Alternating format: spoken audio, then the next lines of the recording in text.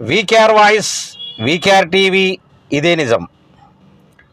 వ్యవసాయానికి 72,659 కోట్ల రూపాయలు ఆల్రెడీ కేటాయించారట.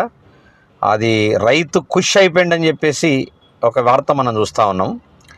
నిన్న అసెంబ్లీ సమావేశంలో బడ్జెట్కు సంబంధించినటువంటిది మనకు ఆల్రెడీ సమావేశం జరుగుతూ ఉన్నది. బడ్జెట్కి సంబంధించింది మన బట్టి విక్రమార్క గారు ఆల్రెడీ డిక్లేర్ చేసినటువంటి ముచ్చట.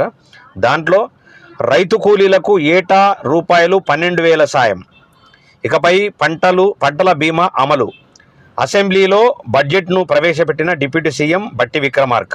సంక్షేమానికి 6 గ్యారంటీలకు సరిపడా నిధులు. తొలిసారి విద్యారంగానికి 7% పైగా కేటాయింపులు. ఈసారి ₹29,292 కోట్లు